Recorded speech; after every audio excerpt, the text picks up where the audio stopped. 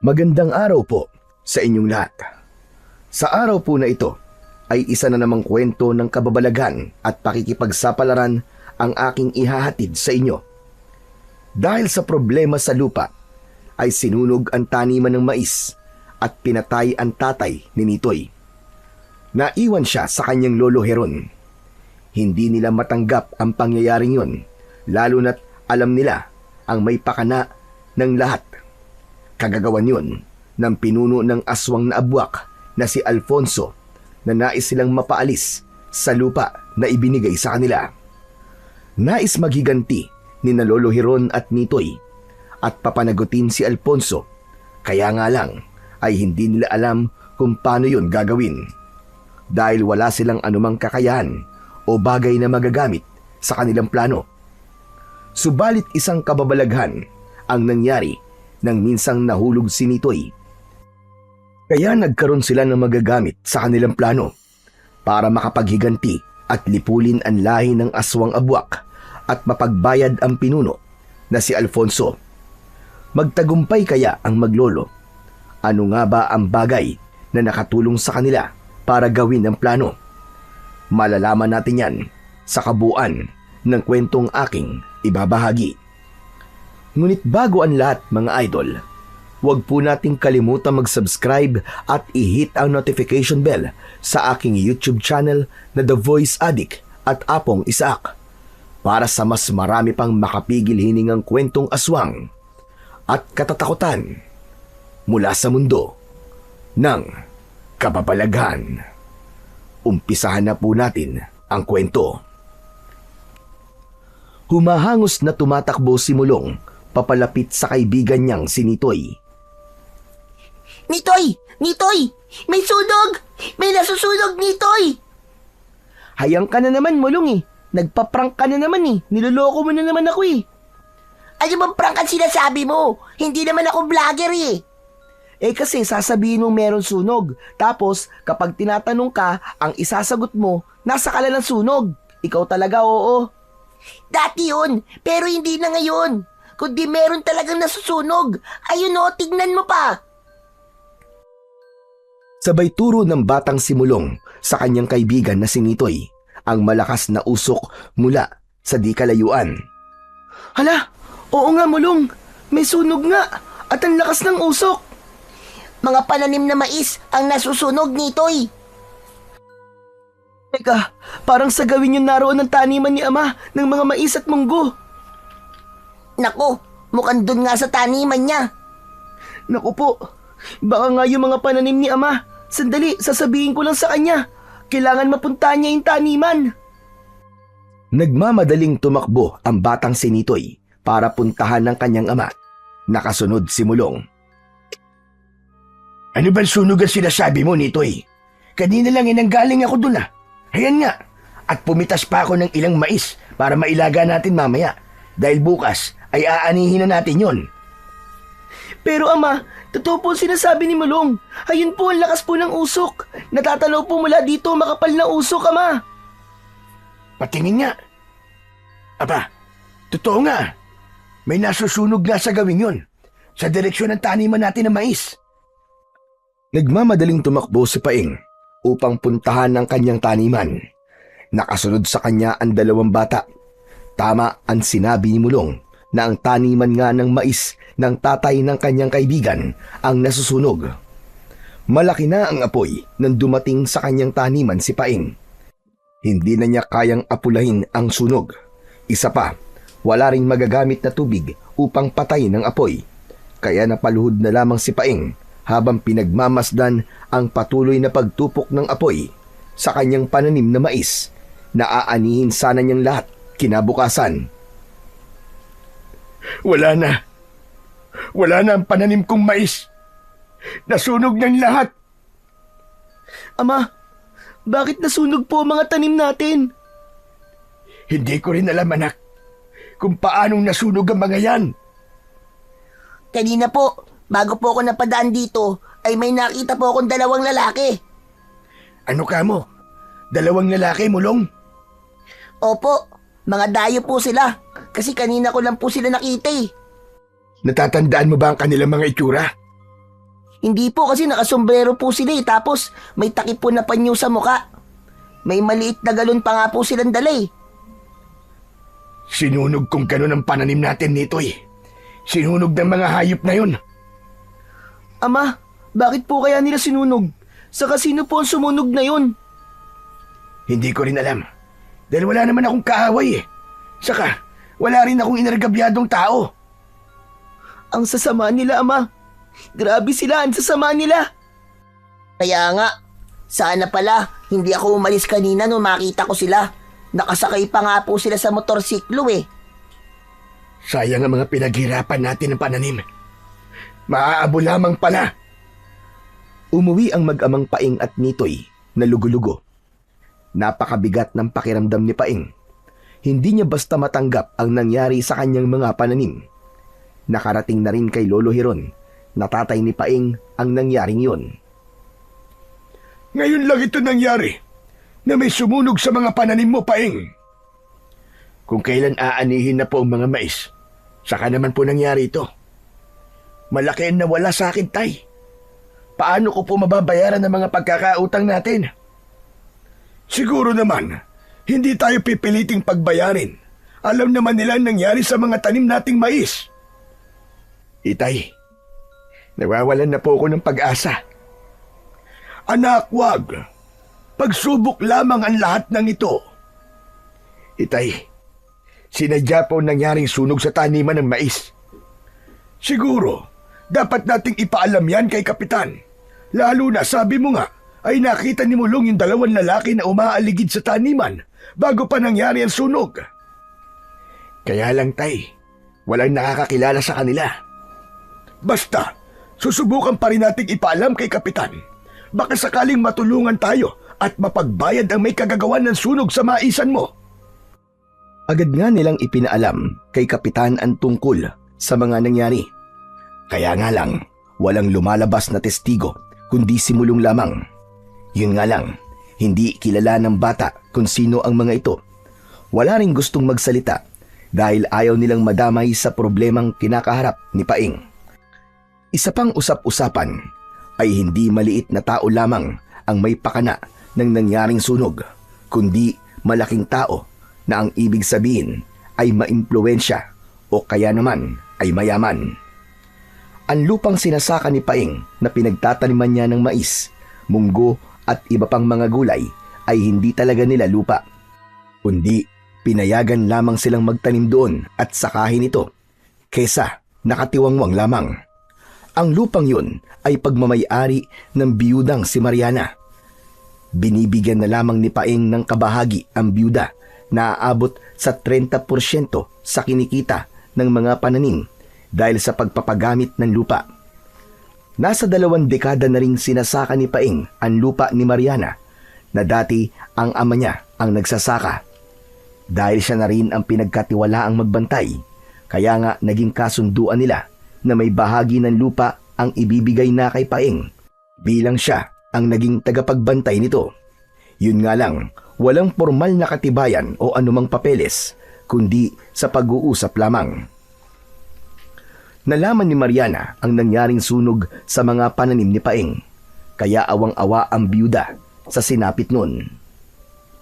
Nakapanghihinayang naman, Paeng. Totoo po yun, Ma'am Mariana. Kaya lang po wala na po akong magagawa. Yun lang nangyari na may sumalbay sa iyong mga pananim. Yun nga pong ipinagtataka ko, ma'am. Bakit po nila sinunog? May alam po ba kayo kung sino pong gumawa noon? Hindi agad nakasagot si Mariana sa tanong na yon ni Paing. Agad niyang naramdaman na tila may alam ang byuda sa kung sino mang may kagagawan ng sunog. Tila walang narinig si Mariana sa tanong ni Paing at nagpaalam na itong umuwi. May kailangan pa akong puntahan, Paeng. Kaya uuwi na ako. Nagpunta lang ako rito para kumustahin kayo. Nag-alala kasi ako na baka may nasaktan sa inyo o nadamay sa sunog.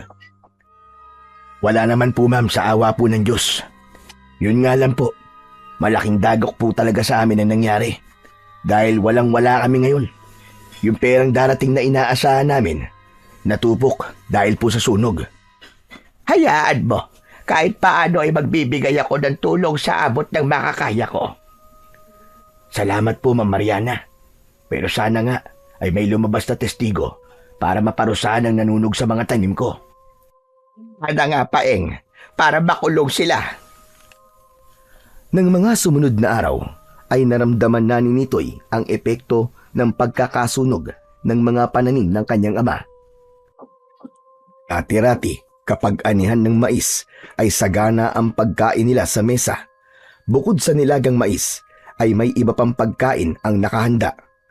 Pero dahil sa nangyari, may pagkakataon na wala silang makain. Kundi, kailangan pang dumayo sa kabilang baryo ang ama niya para lamang makisaka at may maiuwing konting halaga o ilang kilo ng bigas para may pansaing sila. Sige na, Nitoy. Iuwi mo na tong 2 kilong bigas. Ipinabibigay ito ng nanay ko. Wag na, Mulong. Alam ko, kailangan nyo rin yan eh. Ano ka ba? Maraming bigas sa amin. Kasi nga, may ipinadala ang lolo namin galing sa ani nila. Saka si inay ang nagpapabigay nito. Para may maisaing kayo. Diba sabi mo, wala pa kayong iluluto? Sige na nga, kung mapilit ka. Kukunin ko na yan. Salamat ah. Dapat lang kunin mo na. Saka kung sa amin nangyari yon, tsak na ganun din naman ang gagawin ng tatay mo eh. Tutulungan din kami. Mulong, maraming salamat talaga. Pakisabi na lang sa inay mo. Salamat. Wala yon. O sige, iuwi mo na yung bigas para makapagluto na kayo. Saka na labang tayo magdaro. Bitbit na ni Nitoy ang plastik ng bigas na bigay ni Mulong. Sa gaya nilang walang-wala ay malaking tulong yun para meron silang makain. Kaya ulam na lang ang kanilang poproblemahin. May gulay naman silang pwedeng anihin na nakatanim sa paligid ng kanilang bahay. Nang sumunod na araw ay may taong dumating sa bahay ni Napaeng. Noon lang nila nakita ang taong yun. Magara ang dalang sasakyan na pumarada ilang metro mula sa bahay ni Nitoy. Makikita na mayaman ang lalaking yon. Si Lolo Heron ang humarap sa kanya na noon ay nagpapatuka ng alagang manok. Ikaw ba nakatira dyan? Oo, Amang. Bahay namin yung tinuturo mo. Ang anak mo, nariyan ba? Nasa loob. Bakit may kailangan ka ba sa kanya? Gusto ko rin sana siya makausap. Kayong dalawa. Kung ganun tumuloy ka na muna dito sa maliit naming bahay. Pagpapasensyahan mo na lamang. Hindi na. Hindi rin naman ako magtatagal. Ay teka, tatawagin ko lang sa loob si Paeng. Subalit bago pa pumasok ng bahay si Lolo Heron, ay nakita niya ng papalabas na ng bahay ang anak na si Paeng. Lumapit ito sa kanila. Oh, ito na pala si Paeng. Bakit po, Itay? Sino po ba sila? At anong kailangan sa atin? Ako si Alfonso. Naparito ako para sa mahalagang bagay na dapat niyong malaman. Mahalagang bagay? Teka, ano naman po yun? Kailangan na kayong umalis sa lupang to. At ititigil mo na ang pagtatanim sa lupang sinasaka mo. Teka lang. Bakit mo kami paaalisin dito sa tinitira namin? Sa amin ang lupang ito. Bahagi namin ito sa ninuno ni Ma'am Mariana. Dahil matagal akong naglingkod sa kanila. Sa akin na to. At may papeles akong hawak na magpapatunay na sa akin ang lupang ito. Sandali lang, sir. Sobra na kayo Bigla niyong aangkinin ang lupang ito na matagal na panahon ang tinitirahan namin. Siguro nga matagal na kayo. Pero may titulo ba kayo na magpapatunay na sa inyo to? Sabi nga ng tatay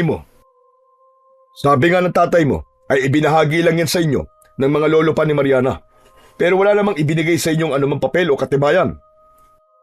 Kahit na ano pang sabihin nyo, hindi kami aalis dito. Wala akong pakialam sa papeles sa sinasabi mo.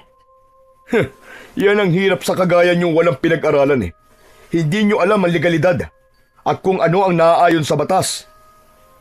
Sobra ka na talaga magsalita. Tatay ko ang kaharap mo. Wala kang karapatang bastusin siya. Bakit? Maliban sabihin kong bobo ang tatay mo? Hindi nga niya alam ang tungkol sa legalidad sa pagkakaroon ng lupa. Pwede ba? Umalis ka na rito. Lumayas ka ng bastos ka at baka magdilim pa ang paningin ko kung ano pang magawa ko sa'yo. Tinatakot mo ba ako, tanda? Huwag mo akong susubukan. Pumapatol ako sa matanda. Aba, sandali lang. Masyado kang mayabang ha. Umalis ka na lang at huwag ka nang babalik dito. Sino ba kayo para paalisin ako? Sabi ko na sa inyo, ako na ang may-ari ng lupang tinitira nyo. Pati na yung sinasaka mo. Dahil nabili ko na rin yun. Siguro ikaw ang nagpasunog sa maisang ko, no? Wala akong alam doon. Kaya wag mo akong pinagbibintangan. Walang ibang pwedeng gumawa nun kundi ikaw lamang. Dahil sabi mo nga, ay sa'yo na ang lupang yun. Sa itsura kong to, sa tingin mo ba gagawin ko ang ganon? Ang manunog ng taniman? Siguro nga hindi ikaw. Pero malamang ibang taong gumawa. Dahil sa utos mo. Hindi ko alam ang sinasabi nyo. Kanina pa nagpipigil ng galit si Lolo Hiron, pero hindi niya na yon napigilan. Kaya nagpakawala siya ng isang malakas na suntok at tumama yun sa muka ni Alfonso. Sulido ang pagkakatama ng kamao. Sa edad niya kasi na 65 ay malakas pa rin ang kamao nito. Palibasa, minsan ay nahilig din ito sa pagboboksing nung kabataan pa. Kaya hindi matatawaran ang lakas ng suntok nito. Bulagta sa lupa si Alfonso na hinihilot-hilot pa ang mukhang tinamaan ng suntok. Tila umikot ang paligid nito dahil sa lakas ng suntok ng matanda. Nang bagyang makarecover ay pilit itong tumayo at ibig gumanti. Subalit hinarangan na ito ni Paeng. Tama na yan. Dapat umalis ka na kanina pa para hindi ka na nasaktan. Mga hayop kayo! Umalis ka dyan! Huwag mong harangan ng tatay mo! Anak, sige, tumabi ka. Mukhang gusto yata makaganti. Tignan ko lang kung makakaganti. Baka gusto yata makatikim ulit ng sapak. Tama na po, Itay. Alfonso, umalis na lang kayo. Ano? Aalis ka ba o bibigyan pa kita ng isang malakas na suntok? Baka gusto mong makatikim ng isa pang suntok ni Manny Pacquiao. Nabahag na ang buntot ni Alfonso. Ramdam niya na wala siyang laban sa matandang si Lolo Hiron. Naranasan na niya ang masuntok at para siyang tinadyakan ng kabayo. Isa pa, baka pagtulungan siya ng mag-ama, lalong hindi niya na kakayanin yun. Aalis ako, pero hindi pa ako tapos sa inyo. Hindi pa pala tapos di tapusin na natin ngayon. Ano? Itay, hayaan niyo na po siya. Okay na yung napatikim niyo sa kanya ang suntok niyo. Tandaan nyo, hindi pa ako tapos. Babalikan ko kayo. Maghaharap ulit tayo. Samantala, ang lahat ng pangyayaring yon ay nakita ng batang si Nitoy na nagkukubli sa isang puno. Ngingiti-ngiti ito na nakatingin kay Alfonso na papalayo at hawak pa rin ng panga na napuruhan ng suntok ni Lolo Hiron. Wala pala siyang binatbat kay Lolo Hiron eh. Isang suntok lang, bulagta kagad siya. Paano kung sinuntok pa uli siya? Baka nakatulog na siya ng tuluyan. Tumakbong lumapit ang bata sa kanyang lolo at ama. Malaki ang pagkakangiti na nakatingin sa mga ito. Oh, Nitoy, bakit pangiti-ngiti ka riyan?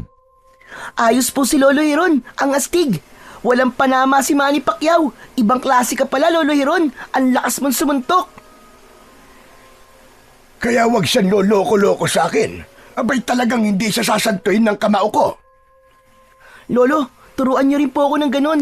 Gusto ko po, ganun din kalakas ang suntok ko. Anak, hindi na kailangan yun. Lalo ka lang mapapalapit sa away Paeng, mainam din na marunong manuntok ang apo ko. 12 anyos na siya, kaya kailangan matuto siyang ipagtanggol ang kanyang sarili kahit papano. Iniiwas ko lamang po sa gulo si Nitoy, Tay. Hayaan mo, Apo. Ako ang bahala. Tuturuan kita ng pagboboksing. Ay, nako. Bahala na nga kayong maglolo. Pero Itay, may malaki po tayong problema. Baka nakakalimutan nyo. Oo nga pala. Hindi ko rin maintindihan yung mga sinabi ng Alfonso na yon. Sinabi niyang siya na ang nagmamay-ari ng lupaing tinitiran at sinasaka mo, Paeng. Iisa lang po ang ibig sabihin nun, na ibenta na sa kanya ni Ma'am Mariana ang lupa. Upang maging malinaw at magkaroon ng kasagutan ang pagtataka ni na Paeng at Lolo Heron, ay nagpasya sila na puntahan na lamang si Mariana sa kanyang tirahan. Ganon na lang ang kanilang pagtataka dahil nagliligpit ito ng mga gamit, katulong ang kanyang mga kasama sa bahay. Ma'am Mariana, pasensya na po kayo sa pang-aabala namin ng itay ko. Inaasahan ko ang pagpunta nyo rito, Paeng. May ilang bagay lang po kasi kaming ibig linawin sa inyo. Alam ko na yon dahil sa pagpunta sa inyo ni Alfonso. Opo, ma'am. At hindi naging maganda ang paghaharap namin. Bakit? Ano bang nangyari? Nasuntok po siya. Hindi napigilan ni Itay ang kayabangan ni Alfonso, kaya pinatikim ng isang suntok. Pero bakit naman umabot sa ganon? Isa-isang ikinuwento ni Paeng kay Mariana ang dahilan ng pagpunta sa kanilang bahay ni Alfonso. Sinabi nga na pinapalayas na sila sa kanilang tinitirhan, maging ang pagtatanim sa lupa ay itigil na rin. Ano ka ba? Yun ang ibig mangyari ni Alfonso. Oo, Ma'am Mariana. Dahil ang sabi niya, kanya na ang lupa at nabili na raw niya. Totoo po ba ang sinabi niya, Ma'am Mariana? Pasensya na kayo, Paeng. Totoong naibenta ko na sa kanila ang lupa. Dahil ayoko na ring manatili pa rito. Gusto ko magsimula ng buhay sa ibang lugar. Kung ganun, totoo pala ang sinabi niya sa amin. Pero Ma'am Mariana, alam niyo naging usapan at pangako sa akin ng mga ninuno niyo. Yung aming tinitiran ay sa amin na at maaari kami magsaka sa lupa. Sinabi ko yung kay Alfonso. Yun ang kasunduan namin ng ibenta ko na hindi kayo maaaring paalisin dahil sa inyo na ang lupaing kinatitirikan ng bahay nyo. Yun nga lang, walang papeles na kayo ang nagmamay-ari. Iisa lang kasi ang titulo ng lupa. Kasama doon yung tinitirhan nyo. Yung sinasaka naman ay sinabi ko na hayaan kayong magsaka doon. Pero Ma'am Mariana, hindi ganun ang ibig niyang mangyari. Kundi ang gusto niya ay palayasin kami sa aming tinitiran at itigil ang pagsasaka namin. Kaya nga, malakas ang kutob ko na may kinalaman siya sa pagsunog sa taniman ng mais. Nakakalungkot naman na hindi pala marunong tumupad sa aming naging kasunduan si Alfonso. Kaya nga, hindi ko gaanong tinaasan ng presyo dahil ang gusto ko ay may pagpatuloy niyo ang pagsasaka. Kaya lang, hindi pala siya marunong tumupad sa usapan. Paano na ngayon yan, Ma'am Mariana? Ano nang gagawin namin? Ako po ang bahala. Kakausapin ko siya. Kung hindi siya tutupad sa kasunduan, ay magdadagdag ako ng halaga. Tutal hindi pa naman sarado ang aming kasunduan. May balanse pa siyang ibibigay sa akin. Ma'am Mariana, paano naman po kung hindi siya pumayag? Kailangan pumayag siya. Saka yung perang hihingin ko ay itutulong ko sa inyo. Para kung ipilit niya ang pagpapalis, ay may magagamit kayo sa pagsisimula. Pangako ko yan sa inyo. Alam mo naman, Lolo Heron, na pinahahalagahan ko ang naging pagmamalasakit niyo sa aming lupa. Matagal kayong pinagkatiwalaan ng mga ninuno ko. Kaya nga binigyan kayo ng lupa na pinatayuan niyo ng bahay. Maraming salamat, Ma'am Mariana. Sana nga ay mapapayag mo si Alfonso. Dahil hindi rin namin alam kung saan kami pupunta at paano magsisimula kapag pinaalis kami sa aming tinitirhan. Gaya ng ipinangako ni Mariana, sa mag-amang Heron at Paeng, ay kinausap niya si Alfonso. Kaya lamang, hindi naging maayos ang kanilang pag-uusap. Ayaw nitong pumayag sa ibig mangyari ni Mariana na manatili ang pamilya ni Paeng sa kanilang bahay, kundi dapat na itong umalis at iwan na rin ang pagsasaka. Hindi maaari. Ayoko nang gusto mo mangyari, Mariana.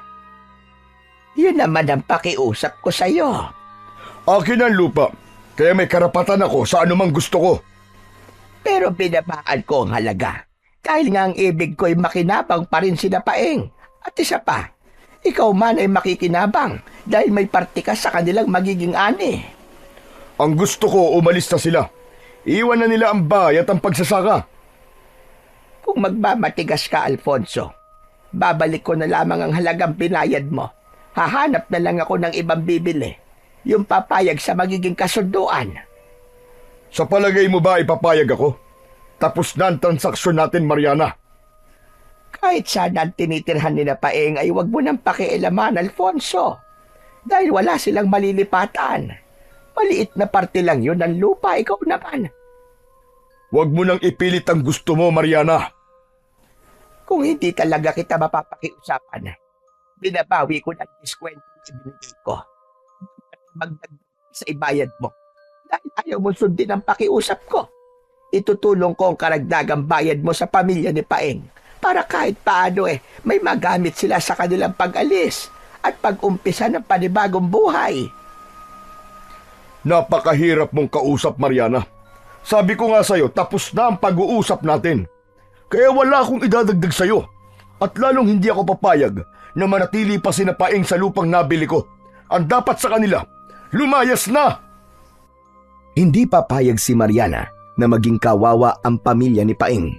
Kaya ipipilit niya ang dagdag na halaga para sa lupang binibili ni Alfonso. Anong sabi ni Mariana, Paeng? Gagawa daw po siya ng paraan, Itay. Hindi siya papayag na basta tayong paaalisin. Kung sakaling aalis tayo dito, may pera tayong magagamit para humanap ng matitirhan. Mabuti na lang. Talagang mabait si Ma'am Mariana. Tama po kayo, Itay. Siguro dahil ayaw din niyang malasin siya sa buhay. Kung sa bagay, dahil nga yun ang pangako niya sa mga ninuno na nag-iwan sa kanya ng pamanang lupa. Kaya handa tayong tulungan ni Ma'am Mariana. Kaya lamang, ng sumunod na araw, ay gano'n na lamang ang gulat ng mag-amang Heron at Paeng dahil sa balitang kanilang nalaman. Bago pa umalis si Mariana at lumipat sa ibang lugar dahil naibenta na ang mga ari-arian, ay natagpuan duguan at wala na itong buhay. Pinasok ng masamang nilalang ang bahay ni Mariana. Magulo ang loob ng kwarto nito at may bakas pa ng putik at lupa ang loob ng bahay. Kawawa naman po si Ma'am Mariana, Itay. Bakit kailangang mangyari ito sa kanya? Itay, paano na tayo ngayon? Ama, kung wala na po si Ma'am Mariana, edi aalis na rin po tayo dito kasi po, yun po ang gusto ng bagong may-ari, di ba? Ewan ko, anak. Naguguluhan na ako. Hindi tayo aalis. Ipaglalaban natin ang karapatan natin sa lupang tinitira natin. Hindi na baling pagbawalan tayo magsaka. Makakahanap pa naman tayo ng ibang pwedeng sakain. Kaya lamang, itong kinatitirikan ng bahay natin, sa atin ito. Ibinigay na ito sa atin. Dito pa rin po tayo, Lolo. Oo, Apo. Dahil may karapatan tayo dito. Itay, sa palagay niyo po, may kinalaman ng Alfonso na yon sa sinapit ni Ma'am Mariana? Dahil sa mga nangyari, yun talaga ang maiisip natin na malaki ang kinalaman ng taong yun sa naging kamatayan ni Ma'am Mariana. Bagamat wala silang sapat na katibayan tungkol sa pangyayaring yun, para sa kanila, kagagawan talaga yun ni Alfonso, lalo na't hindi naging maayos ang pag-uusap ni na Alfonso at Ma'am Mariana. Sa kabila ng mga nangyari, ay hindi pa rin umalis ng kanilang bahay ang pamilya ni Paeng, na malagi pa rin sila roon. Akala ko aalis na kayo, Nitoy. Yun nga ang gusto ng bagong may-ari ng lupa. Kaya lang ang sabi ni Ama, huwag kaming umalis. Kahit si Lolo Heron, ayaw din niya kaming umalis. Ako man, Nitoy. Ayoko rin na umalis kayo kasi mawawalan ako ng kaibigan at kalaro. Ako rin naman, Mulong, kasi masaya ako rito. Sana ang pinatay na lang yung si Mang Alfonso, hindi si Ma'am Mariana. Oo nga eh. Pero sino kaya ang pumatay kay Ma'am Mariana, no? Kasi maputik daw ang bahay, ibig sabihin may mga putik sa katawan ng pumatay sa kanya. Siguro, paraan lang yun ng kriminal. Baka gimmick lang niya. Mula nang mamatay si Mariana, ay hindi na mapalagay sina Paeng. Nangangamba sila na anumang oras ay biglang darating si Alfonso na may kasamang mga tauhan para sapilitin silang paalisin. Subalit isang gabi na nahihimbing sila sa kanilang bahay nang naalimpungatan si Lolo Hiron dahil nahihirapan siyang huminga. Ay, kinakalpos ako sa paghinga. Ano ba nangyayari? Teka, may makapal na usok dito sa loob ng bahay ko. Lolo! Lolo Hiron! May sunog po! Nasusunog po ang bahay natin! Mabagin langit! Kinain na ng apoy itong bahay natin! Halika Apo! Lumabas na tayo! Bilisan mo! Teka po, Lo, si Ama po! Galing po sa kwarto niya ang apoy! Halika, puntahan natin! Baka kung napapano na siya! Dali Apo! Nagmamadaling pinuntahan ng maglolo si Paeng sa tinutulugan nito. Inabutan nila roon si Paeng na nakadapa sa sahig at tila wala ng malay. Paeng! Paeng, gumising ka! Gising! Kailangan na nating umalis dito sa loob ng bahay! Gumising ka! Lolo, wala pong malay si Ama! Baka po patay na siya, Lolo! Hindi Apo! Halika, tulungan mo ako! Buhatin natin ang ama mo para mailabas natin ng bahay! Pinagtulungan ng dalawa na ilabas si Paeng na wala na noong malay dahil sa makapal na usok. Lo, ang bigat po ni Ama! Hindi po natin kaya! Pilitin natin buhatin siya! Dali, sabay tayo! 1, 2, 3! Nahihirapan tayo nito'y! Pero hindi susuko ang maglolo. Dapat nilang mailabas si Paeng na noon ay walang malay. Kaya lamang, dahil patuloy na tinutupok ng apoy ang kanilang bahay, ay may mga bahagi ng parlina ang bumagsak dahil kinain na yon ng apoy. Nabagsakan noon si Nitoy. Kitang-kita ni Lolo Hiron ang pagbagsak ng umaapoy na kahoy kay Nitoy. Diyos ko! Ang apo ko! Patuloy ang paglaki ng sunog.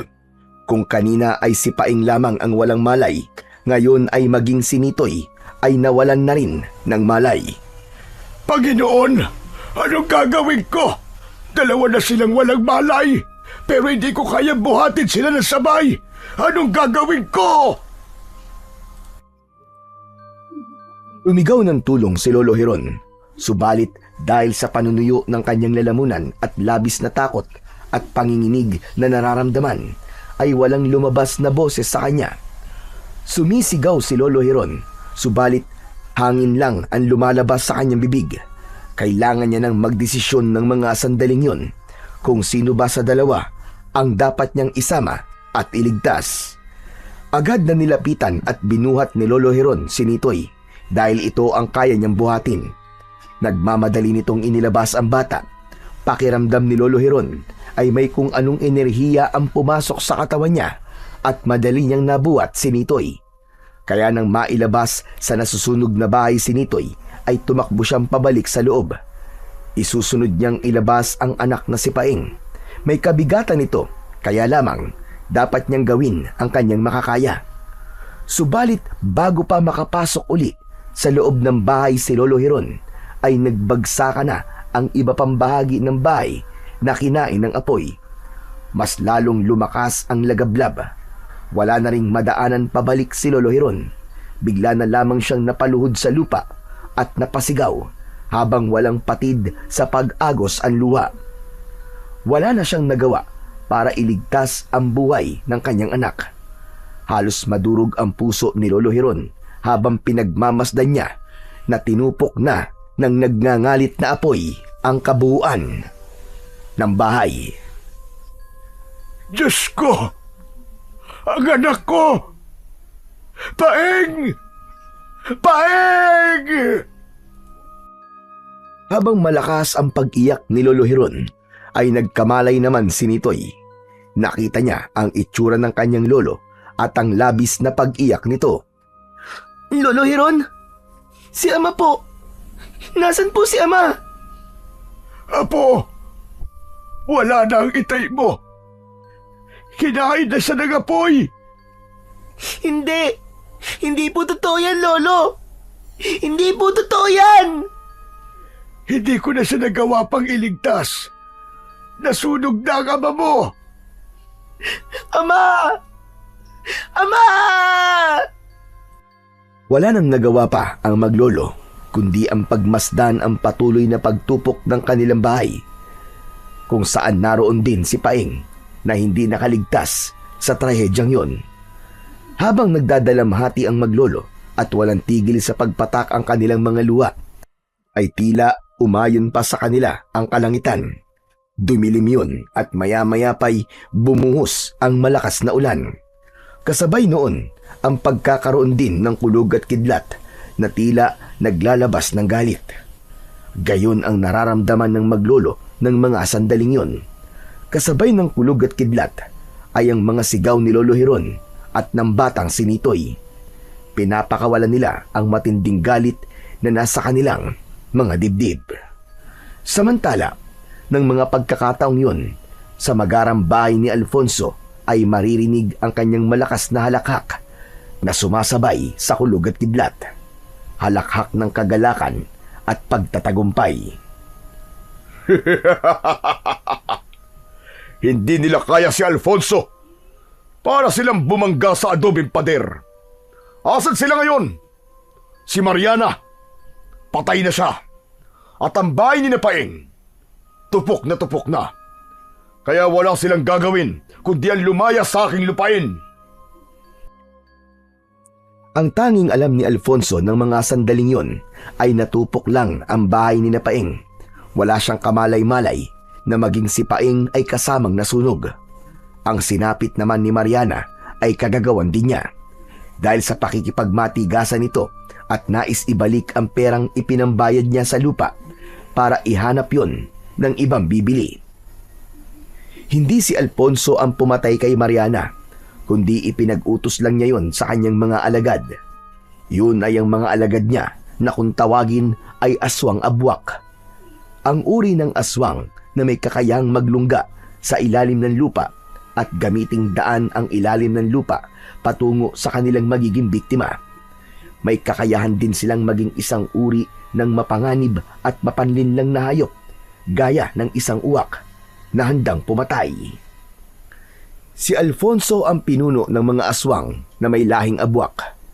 Kaya siya interesado sa lupa ni Mariana dahil nakita niyang mainam na lugar ang lupain nito para sa kanyang plano. Sa lugar na yun sila bubuo ng isang balwarte upang paramihin at palakasin ang kanilang lahi. Paghaharian niya ang aswang abwak.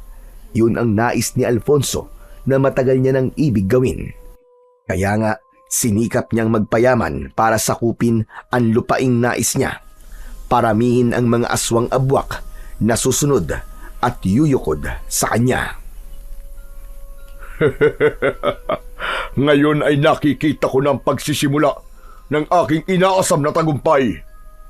Wala silang kikilalaning Panginoon kundi ako, si Alfonso. Lahat sila ay susunod sa akin. Tumila na ang ulan. Pumayapa na rin ang kanina'y nagwawalang damdamin ni Lolo Hiron at Nitoy. Wala na silang magagawa pa. Patay na si Paeng at kailangan nilang tanggapin yun. Lumapit ang maglolo sa mga abo at uling ng kanilang bahay. Nakita nila ang sunog na katawan ni Paeng. Minsan pa ay muling umagos ang luha sa mata ng maglolo nang makita ang kalunos-lunos na sinapit ng kanilang mahal sa buhay. Nagtulong sila na alisin sa gitna ng nasunog na bahay ang bangkay ni Paeng. Dinala nila yon sa isang madamong lugar. Gamit ang bakal na panghukay na hindi naabo ng sunog ay naghukay ang maglolo. Isang palapad ang hukay ang kanilang ginawa upang paglibingan kay Mang Paeng. Nang mailibing na nila ang mahal sa buhay na namatay, ay iniwan na yon ng maglolo. Walang katiyakan kung saan sila papunta. Habang naglalakad ay napadaan din sila sa taniman ng mais ni Paeng na sinunog din ilang araw na ang nakakalipas. Saglit silang napahinto at pinagmasdan yon ng mabuti. Habang nakatingin sina Lolo Hiron at Nitoy sa sunog na taniman ng mais ay galit ang naramdaman nila. Sa ilang araw lang ay matinding trahedya ang dumating sa kanila. Ngayon ay hindi niya alam kung paano sila magsisimula at babangon.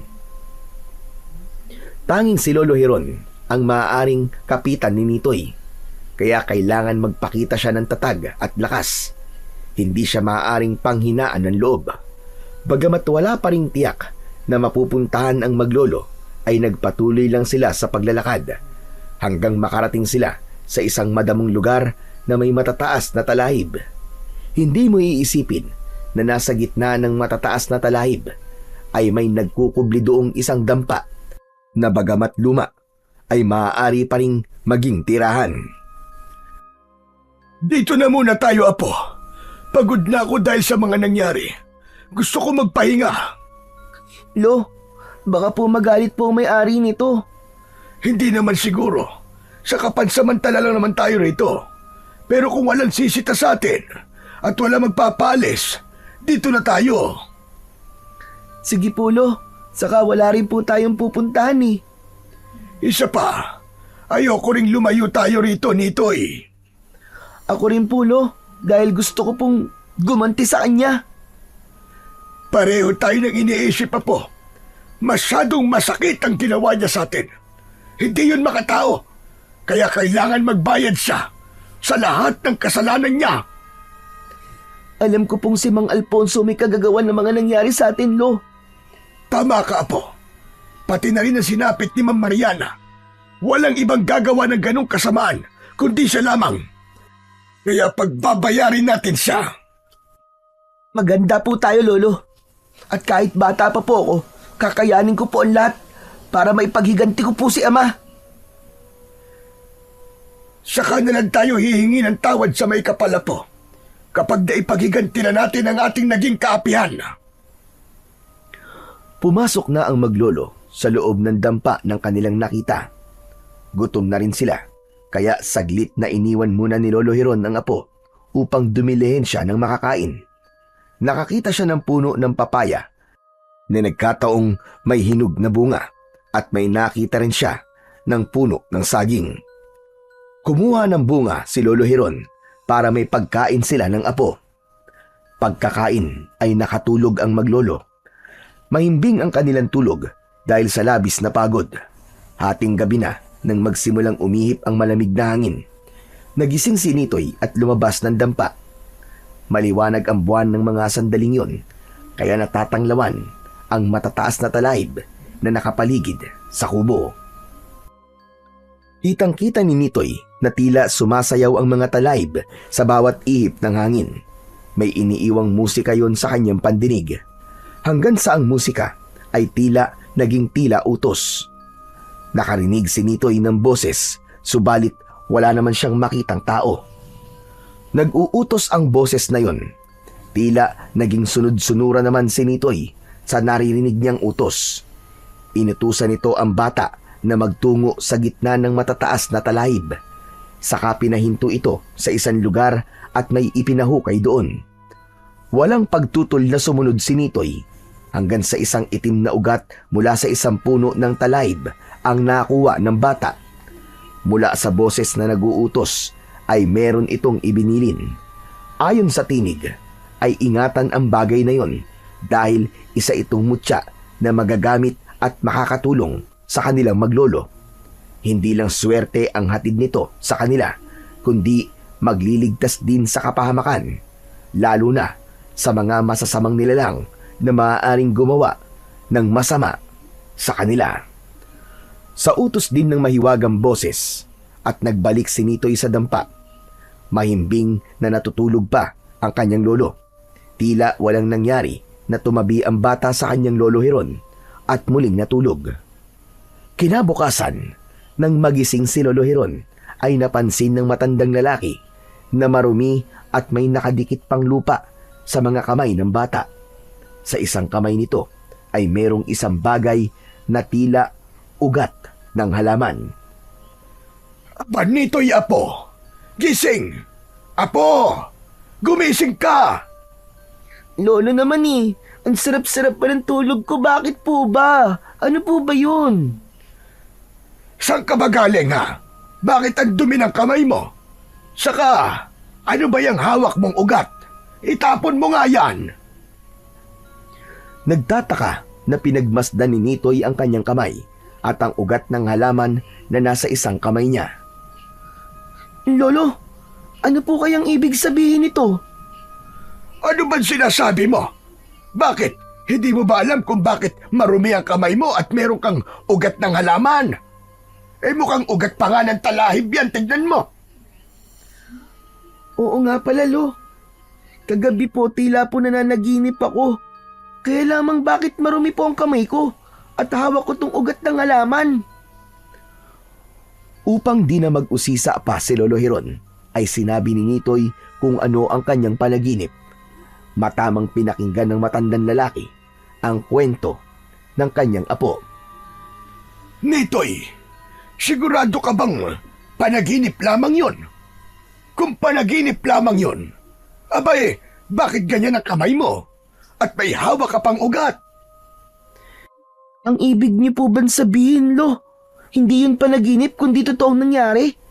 Nag-ukay po talaga ako ng ugat ng talahib. Oo, apo. Ganun na nga.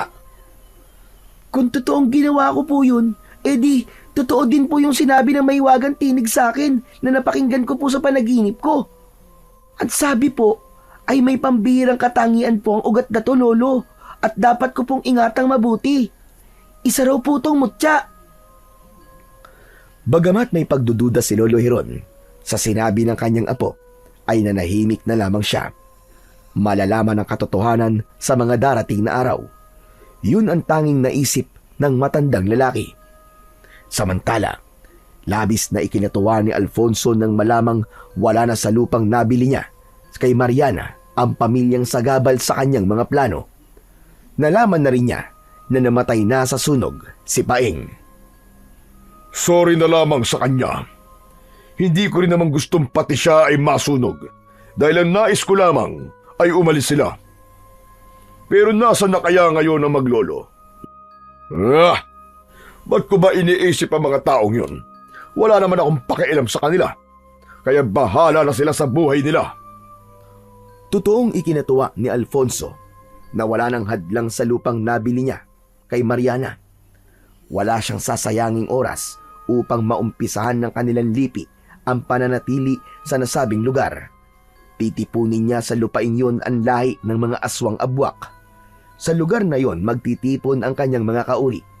Doon sila magsisimulang maggasik ng lagim hanggang sa ganap na nilang masakop ang mga lugar at magpatuloy ang kanilang pagdami. Dahil nais ni Alfonso na higitan ang bilang ng iba pang uri ng aswang. Sa mundo ng mga kampon ng kadiliman, ang lahi ng aswang abwak ang ibig niyang mamayani. Sila ang kikilalaning malakas at makapangyarihan at katibayan ng lakas ang pagiging marami sa bilang. Kaya agad na ipinaalam ni Alfonso sa kanyang mga kalay na maaari na silang magtipon-tipon sa lupaing kanyang pagmayari. Mas magiging madali sa kanya na ipaalam ang kanyang mga plano kung nasa isang lugar sila. Makakabuo na sila ng baluarte at mahihikayat na rin nila ang ibang kakilala upang sumama at maging kauri nila. Samantala, hindi naging lingid kay Lolo Hiron ang balita na may mga taong dumarating sa lupaing kanilang iniwan. Nagsipagtayo ang mga ito ng maliliit na kubo upang maging tirahan. Nagtataka nga ako, Lolo Herod kung nasaan ba galing ang mga taong yon. Si Alfonso, ang hambog na nakabili ng lupa ni Ma'am Mariana. Siya ang may kinalaman sa pagdagsa ng mga tao para manirahan sa lupang dating sinasaka ni Paeng. Nakakakilabot nga mga taong yon. Anong ibig mong sabihin, Tomas? May kakaiba sa kanila. Iba rin kung tumingin. Aba, basta nakakatakot sila. Talagang nakakakilabot. Posible kayang masasamang tao sila? Hindi ko alam, pero tila hindi sila pangkaraniwan. Naging palaisipan kay Lolo Hiron ang sinabi ng isang dating kapitbahay na si Tomas. Minsan niyang nakasalubong ito at ipinaalam nga ng matandang lalaki kay Tomas na hindi sila tuluyang lumayo at nagtungo sa ibang lugar. Dahil mas gusto pa rin nilang malapit sa dating tirahan. Isa pa, hindi nawawala sa isip niya ang binuo nilang plano ng kanyang apong si Nitoy. Yun ay ang pagbayarin ang taong may kagagawan ng naranasan nilang paghihirap. Dahil tinipon na ni Alfonso ang mga kauri niyang aswang sa lupaing nabili niya, kaya naman ng mga sumunod na gabi ay nababalot na ng lagim ang baryo. Nagkanya-kanya ng pagsalakay ang mga aswang abwak. Nagagawa nilang pumasok sa ilalim ng lupa patungo sa mga kabahayan. Sinasalina nila ng kanilang laway sa pamamagitan ng pagkagat sa biktima ang mga tao. Kapag nagkaroon na yun ng bisa sa takdang panahon, ay magiging kauri na rin sila. Magiging bahagi na rin ng kanilang lahi. Kaya hindi magtatagal, maghahari sa lugar na yun ang mga aswang abwak. Ang hindi naman nila makukumbinsi para maging kauri ay patitikimin ng galit at kamatayan. Nang mga sumunod na araw ay nakarating na kina Lolo Hiron ang lagim na nagaganap sa lupaing kanilang iniwan. Marami ang naging biktima at mga nangamatay. Isa sa mga nabiktima ng aswang abwak ay ang magulang ni Mulong, ang kaibigan ni Nitoy. Inay! Itay! Paano na ako ngayon? Saan na ako pupunta? Mulong, ba't narito ka sa gubat? Anong ginagawa mo rito? Nitoy, salamat nakita kita. Tama yung narinig ko. Hindi nga pala kayo umalis. Humanap lang kami ng mapagtataguan, Mulong. Teka, ba't ka nga pala umiiyak? Tinatawag mo pa ang itay at inay mo. Nitoy, wala na. Wala na sila inay at itay. Pinatay sila ng aswang abwak. Ano? Aswang abwak? Oo, Nitoy. Aswang na nakakapasok sa ilalim ng lupa. Tapos biglang lumitaw sa loob ng bahay namin at pinatay sina itay at inay. Buti na lang nakatakbo ko. Tapos hindi nila ako nasundan hanggang sa makarating ako dito sa may damuhan. Naku, Mulong. Kawawa ka naman. Ulila ka na rin pala. Oo. Pero buti ka pa nga, Nitoy eh. May Lolo Hiron ka pa. Ako wala nang kasama, mag-isa na lang ako. Kaya nga hindi ko na alam kung saan ako pupunta ngayon. Kung gusto mo, Mulong, sumama ka na lang sa amin ni Lolo Hiron. Talaga? Okay lang kaya sa lolo mo? Oo naman, Mulong. Saka sabi mo nga, wala ka nang mapupuntahan, di ba? Kaya tayong tatlo na lang ang magsama. Sige, ayos yun. Kaysa kung saan-saan ako tumira. Isinama ni Nitoy ang kaibigan si Mulong sa dampa na kanilang tirahan. Ipinaalam din niya kay Lolo Hiron ang masaklap na sinapit ng mga magulang ni Nitoy. Nakalulungkot na lumaganap na at nagasik na ng lagim ang mga aswang na abwak. Lolo, marami na po ang napapahamak. Maswerte pa nga rin po ako dahil nakaligtas po ako sa mga halimaw na aswang. Kaya lang, minalas po talaga sina inay at itay. Malang na sumama ka sa amin, Mulong, dahil baka mamaya, ikaw man hinahanap na rin ng mga aswang na yon. Kami ni Lolo Hiron ang bahala sa'yo, Mulong. Huwag ka mag-alala. Maraming salamat, Nitoy ah. Buti na lang, may kaibigan akong kagaya mo.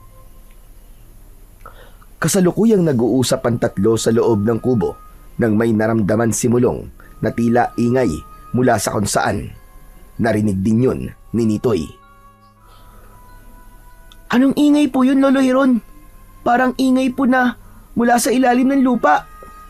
Oo nga po. Ngayon lang ako nakarinig ng ganong ingay. Parang may binubungkal at patungo rito sa atin. Nakita ni Nitoy at Lolo Hiron ang takot sa muka ni Mulong. Lolo Hiron, umalis na po tayo rito. Paparating na po sila. Anong paparating, Mulong? Yung aswang abwak. May aswang abwak na mapunta rito. Tara na, umalis na tayo. Totoo ba yung sinasabi mo, Mulong? Opo, Lolo Hiron. Ganyan din po ang ingay na narinig ko nang may mga aswang abwak na biglang lumitaw sa loob ng bahay namin galing sa ilalim ng lupa. Agad na nagdesisyon si Lolo Hiron. Tumayo ito sa pagkakaupo upang lumabas sila ng dampa na kanilang kinaroroonan. Subalit akmang aalis pa lang sila ay lalong lumakas ang ingay na para bang may kung anong nilalang na dumadaan mula sa ilalim ng lupa. Hanggang lumitaw sa mismong harapan nila ang aswang abwak na may nakakatakot na anyo. Natakot ang dalawang bata.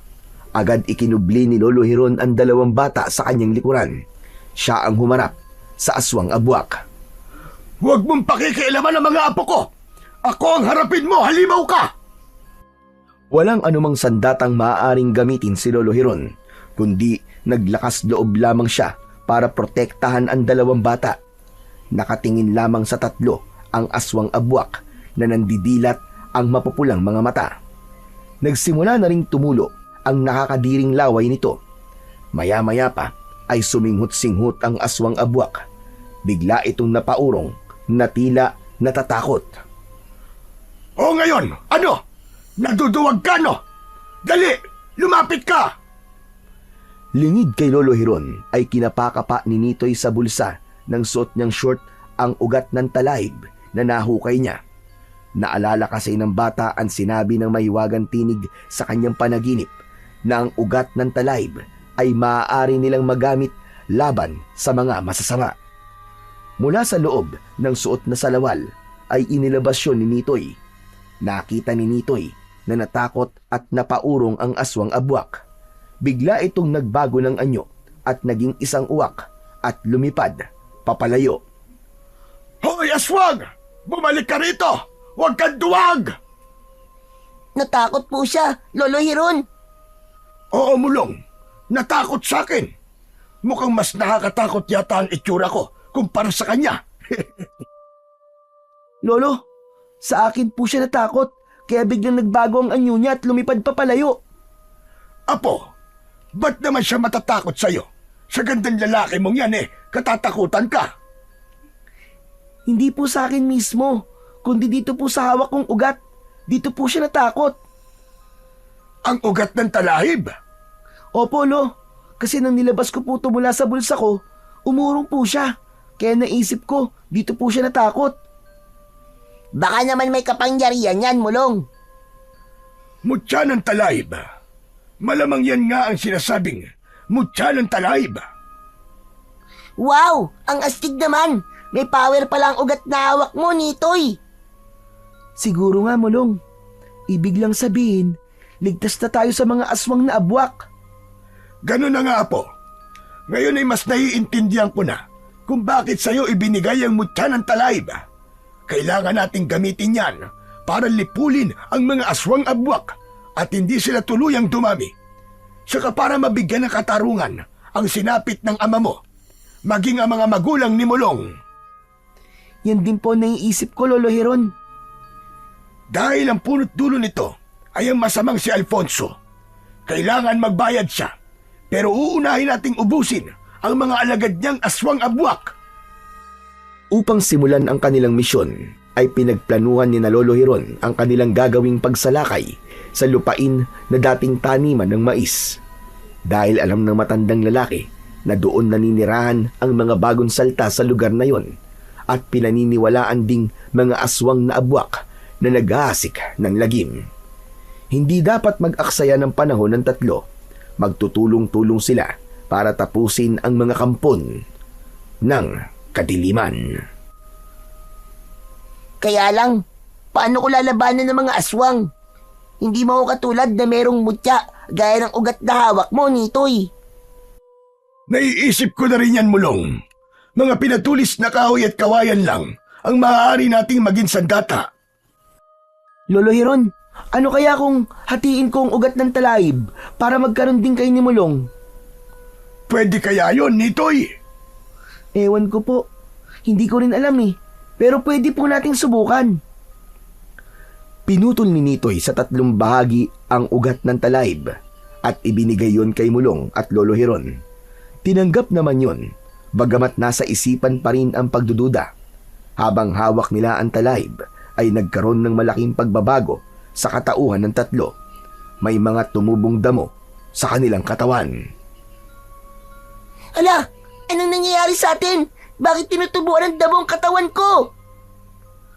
Ako din, Mulong. Tinutubuan ang damong katawan ko. Pati na rin po kayo, Lolo Hiron. Naging taong talahib tayo. Ano tong nangyayari sa atin, Lolo Hiron? Wala tayong dapat na ikatakot.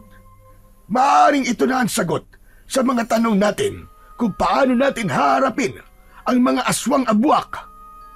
Oo nga, Nitoy. Pero hindi nila tayo basta makikilala. Aakalain lang nila na may mga talahib tayo. Ang galing mo, Mulong. Tama ka. Ano pang hinihintay natin? Maaari na nating subukan. Pupunta tayo sa lugar ng mga aswang abwak. Tayo naman ang manggugulo sa kanila. Habang nasa anyo ng pagiging taong talayb, ay nagtungo sila sa lugar ng mga aswang abwak. Malaya silang nakapasok sa bagong baluarte ng mga ito dahil walang nakakapansin sa kanila. Kundi isang makapal na damo lang ang iisipin ng kahit na sinong makakakita sa kanilang tatlo. Narito na tayo sa kanilang lupain, Lolo Hiron. Mukhang mga tulog pa sila. Walang isa man sa labas ng bahay. Medyo maliwanag pa ang paligid, Lolo Hiron. Kaya siguro hindi pa sila lumalabas ng kanilang mga kubo. Maghintay tayo ng oras. Mamaya lang ay didilim na. Kaya tsak, nalalabas na mga hayop na yan. Naghintay ang tatlo hanggang sa dumilim. Nagagawa nilang magpalakad-lakad sa lugar na baluarte ng mga aswang abwak na hindi sila napapansin. Hanggang sa nagsimulang kumagat ang kadiliman sa buong lupain na kinaroroonan nila. May nakikita na akong lumalabas ng kanilang kubo. Ako rin, Mulong. Humanda kayo. Kailangan isa-isain natin sila. Tiyak na isa sa mga halimaw na yan ang pumatay sa mga magulang mo, Mulong. Opo, Lolo Hiron. Kaya lagot po talaga sila sa akin. O sige, maghiwa-hiwalay tayong tatlo. Opo, Lolo Hiron. Mamaya, magkita na lang po ulit tayo sa lugar na to. Sumang-ayon naman si Lolo Hiron sa sinabi ni Mulong. Kaya nagkanya-kanya na sila ng lakad. Iisa lang ang kanilang misyon ng mga sandaling yon, ang patayin ang mga aswang abwak na kanilang makikita. Unang nakakita ng aswang si Nitoy. Mula sa likuran ng aswang ay nakalapit siya rito na hindi siya namamalayan. Bigla itong inatake ni Nitoy. Nagulat ang aswang abwak sa biglang pagyakap sa kanya ng inaakala niyang talahib. Nagwala ang aswang at pilit na inaalis sa katawan niya ang pagkakapulupot ng mga mahahabang dahon ng talahib. Subalit hirap itong alisin ang mga dahon na sumasakal sa leeg ng aswang. Hanggang sa ang pagkakasakal ng mga dahon ng talahib ay humigpit. Kumakawag-kawag ang aswang dahil nahihirapan itong huminga hanggang sa tuluyang mawalan ng malay. Hindi roon natapos ang ginawang pag-atake ni Nitoy sa aswang, kundi naramdaman ng bata ang paggalaw ng mga mahahabang dahon na tila may buhay ang mga ito. Pumasok ito sa bibig, sa butas ng ilong at sa tenga ng aswang at namalagi na roon ang mga dahon ng talahib. Samantala, ganun din na nangyari sa aswang abwak na nakita ni Mulong. Maging kay Lolo Hiron, sinakal ng mga mahahabang dahon ng talahib ang mga nakitang aswang. Upang matiyak na wala ng buhay ang mga biktima, ay pumasok din sa bibig, sa butas ng ilong at tenga ang mahahabang hibla ng damong talahib. Ilang mga aswang pa ang kanilang inatake at napatay ng gabing yun. Ang iba ay hindi na nila makita dahil pumasok na sa ilalim ng lupa upang humanap ng magiging biktima sa labas ng baluarte. Kaya sa ibang pagkakataon ay babalikan na lang nila ang mga ito upang ipagpatuloy ang paglipol sa mga aswang na abwak. Ang nangyaring pagsalakay ng grupo ni Lolo Hiron sa lupain ng mga aswang abwak ay lubhang ikinagalit ni Alfonso. Hindi ito maaari. Hindi ako humanap ng lupain para sa mga kauri ko para doon sila patayin. Isang malaking pagkakamali ang ginawa ng mga ungas na yun na naisubukin ang aking ngit-ngit. Nagpupuyo sa galit si Alfonso na siyang pinakalider ng mga aswang na lahing abwak. Habang inilalabas ang kanyang galit ay nagbago ang anyo nito. Naging nakakatakot na aswang at nagawang lumubog at pumasok sa ilalim ng lupa. Nagawa nitong dumaan sa ilalim patungo sa lupain ng kanyang mga kauri. Tinignan niya ang kanyang mga alagad na napatay ng grupo ni Nitoy. Hindi makapagtatago sa akin ang mga gunggong na gumawa nito sa aking mga kalahi. Kahit saan lupalop ng daigdig sila magtago, hahanapin at hahabulin ko sila. Ang paglitaw na yun ni Alfonso sa lupain na tirahan ng mga aswang abwak ay nakita ni Nitoy na noon ay nasa anyo pa rin ng pagiging taong talahib. Tama nga ako. Ang walang yang si Alfonso nga ang may pakananan lahat. Galit na galit po siya, Lolo Hiron. Kahit magwala pa siya sa galit, wala siyang magagawa dahil napatay na natin ang ilan sa mga kalahi niya at sa susunod, itutuloy natin ang pagligpit sa kanila. Dapat idamay na natin ang mayabang na yan. Darating din tayo sa bagay na yan, Mulong. Gawin na po natin, Lolo Hiron. Ba't panatagalin pa po natin?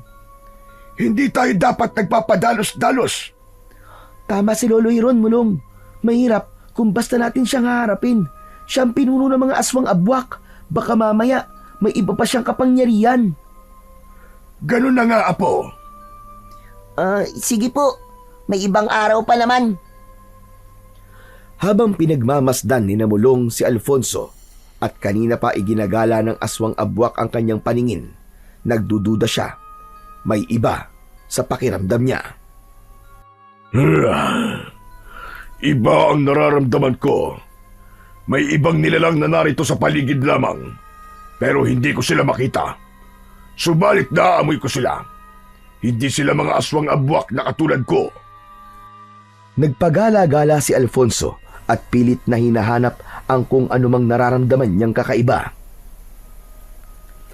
Kaya lamang, wala akong makita.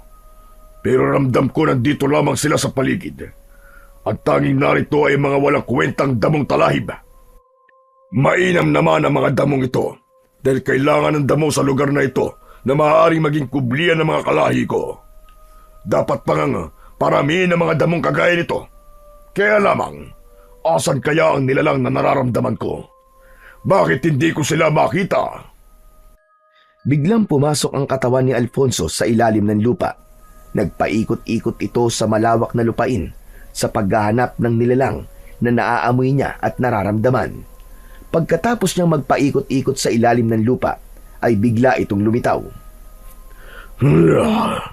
Wala kahit sa ilalim ng lupa. Saan nagtatago ang mga yon? Ramdam kong hindi lang siya nag-iisa.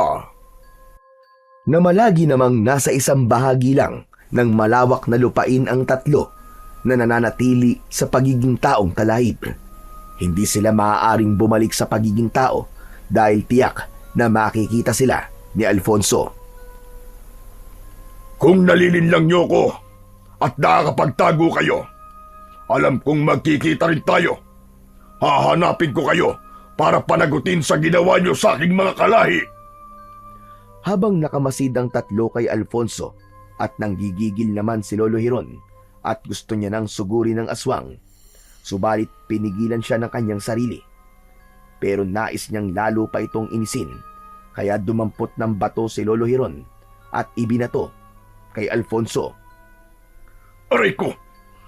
May bumato sa akin! Sino ka? Nasaan kang hayop ka? Magpakita ka sa akin at harapin mo ako! Huwag kang tuwag! Inulit ni Lolo Hiron ang pagpukol ng bato. Muli ay tinamaan si Alfonso. Hayop ka! At talagang inulit mo pa! Ginagalit mo talaga ako! Nasaan ka? Magpakita ka! Huwag kang magtago! Harapin mo ko! Akala mo yata ay matatakot mo ko sa kalokohang ginagawa mo! Nasaan ka? Magpakita ka! Nagbago ng anyo si Alfonso mula sa nakakatakot na itsura sa pagiging aswang abwak ay naging isang dambuhalang paniki ito at nagpaikot-ikot sa itaas upang hanapin ang nilalang na bumabato sa kanya. Subalit napagod lamang siya sa pag-ikot ay wala siyang nakitang anuman. Nakakagigil ka kung sino ka man. Talagang inuubos mo ang pasensya ko. Oras na makita kita, matitikman mo ang galit ko. Habang naririnig ng tatlo ang mga sinasabi ng galit na si Alfonso, ay nais nilang matawa. Yun nga lang ay pinipigilan nila dahil delikadong maririnig sila ng pinuno ng aswang abwak. Dahil bigo si Alfonso na malaman ang mga nilalang na nanloloko sa kanya, kaya umalis na lamang ito. Lumipad papalayo ang dambuhalang paniki hanggang sa mawala na ito ng tuluyan sa kadiliman. Nang matiyak na ng grupo ni na Lolo Hiron na wala na si Alfonso, ay umalis na rin sila ng lugar na yon. Subalit na malagi sila sa pagiging taong talayb upang wala pa ring makapansin sa kanila. Pagdating nila sa lugar na kanilang pinanggalingan malapit sa kubo, ay saka pa lamang sila bumalik sa dating itsura. Yan! Hindi na tayo taong talahib! Ang astig nun, Nitoy. Naging taong damo tayo. Tapos, hindi nila tayo napapansin. Isa yon sa pambihirang katangian na ibinigay sa atin ng mutya ng talahib. Kaya po mananatili sa inyo, Lolo Hiron, pati kay Mulong, yung bahagi ng ugat ng talahib. Para kapag kailangan nating iligtas ang sarili natin, maaari nating gamitin. Talaga, Nitoy? Hindi mo pa babawiin yung kaputol ng ugat ng talahib? Oo, Mulong, dahil alam kong kailangan mo pa yan. Salamat, Nitoy ah. Saka, nag-uumpisa pa lamang tayong ipaghiganti ang nangyari sa ating mga magulang. Tama ka, Mulong. Nagsisimula pa lamang tayo. At marami pa tayong laban na kakaharapin. Lalo na't hindi magiging madali para ubusin natin ang mga aswang abwak. Kapwa sila gutom ng mga sandaling yon pagkatapos nilang magtungo sa lupain ng mga halimaw, kaya humanap si Lolo Hiron ng kanilang magiging pagkain. Ang pinakamadaling paraan ay bunga ng mga puno na naroon sa kanilang paligid. Kailangan may mailaman sila sa kanilang mga sikmura bago magpahinga. Pagkatapos nilang makakain ng mga bunga ng puno na nakuha ni Lolo Hiron, ay nagpasya na silang matulog. Kampante sila na walang aswang abwak na muling maliligaw sa kanilang lugar dahil iniiwasan na yon. Lolo Hiron, hanggang kailan po tayo dito sa dampa? Bakit na po? Nahihirapan ka na ba dito? Gusto ko po kasi na may maayos na tirahan. Pero Nitoy, baka mahirap pa para kay Lolo Hiron ang humanap. Kasi nga, delikado pa, di ba? Ang gusto ko, Apo, magtago na muna tayo sa lugar na ito. Walang nakakaalam na dito tayo nakatira. Gusto ko rin po kasing bisitahin sana ang puntod ni Ama. Ako rin po. Kaya lang, hindi ko alam kung saan sila inilibing ng mga kapitbahay namin. Huwag kayong mag-alala. Darating din ang tamang araw na mabibisita niyo sila. Kaya lamang, huwag muna ngayon. Kailangan matapos muna natin ang ating misyon. Alam kong ibig niyo rin ganun na mangyari. Tumahimik ang dalawang bata. Naunawaan nila ang dahilan ni Lolo Hiron. Ayaw na rin nilang makadagdag pa sa hinaharap na pasanin ng matandang lalaki. Samantala, sa tirahan naman ni Alfonso ay palaisipan sa kanya ang nangyari sa itinayo niyang balwarte dahil pinaglaruan siya ng mga nilalang na hindi niya nakikita. Sino kaya makawalang hiyang yun? Ginawa ko ang lahat para hanapin sila. Pero wala akong makita. Iisa lang ang naiisip kong pwedeng gumawa ng ganun sa akin. Dahil alam kong galit sila. Ang naiwang kamag-anak ni Paeng. Sila ang mga taong huli kong nakaalitan. Kaya nga lamang, nasaan sila? At tila may kakaiba silang kakayahan na hindi ko nalalaman. Yun ang palaisipan kay Alfonso. Malakas ang kutob niya na ang mga ito ang may kagagawan sa naranasan niya nung nakaraang gabi. Kaya kinabukasan ay may mga taong kinausap si Alfonso. Gusto kong hanapin niyo sila. Isang matandang lalaki at isang bata. May hinala akong sila ang gustong kumalaban sa akin. Gawin niyo ang lahat para makita sila. Kapag nalaman niyo kung nasaan ang maglolong yon, sabihin niyo agad sa akin. Ipinagtanong-tanong at hinanap ng mga taong inutusan ni Alfonso ang maglolong Hiron at Nitoy. Kailangan may magandang balita silang sasabihin kapag nagbalik sila sa kanilang amo. Kaya lamang ay hindi pa rin nila nakita ang maglolo. Nang magbalik ang mga taong inutusan ni Alfonso, ay nakatikim ang mga ito ng galit. Sinakal niya ang leeg ng dalawang lalaking inutusan hanggang sa malagutan ng hininga. Mga inutil! Mga wala kayong silbi! Napakadali ng ipinapagawa ko sa inyo. Hindi niyo pa nagawa. Saan nga kaya nagtatago ang maglolong yun? Dahil wala nang iba pang mapagkakatiwalaan at natakot na rin ang mga taong uutusan ni Alfonso, kaya tumatanggi na ang mga ito, lalo na kung kamatayan lamang ang magiging kapalit ng kanilang kabiguan. Nakaisip ng paraan si Alfonso. Hindi na niya kailangang mag-utos pa.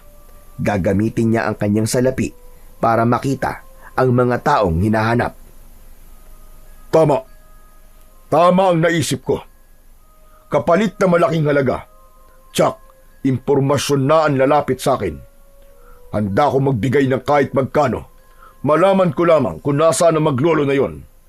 Dahil ramdam kong sila talaga nagiging hadlang sa aking mga plano.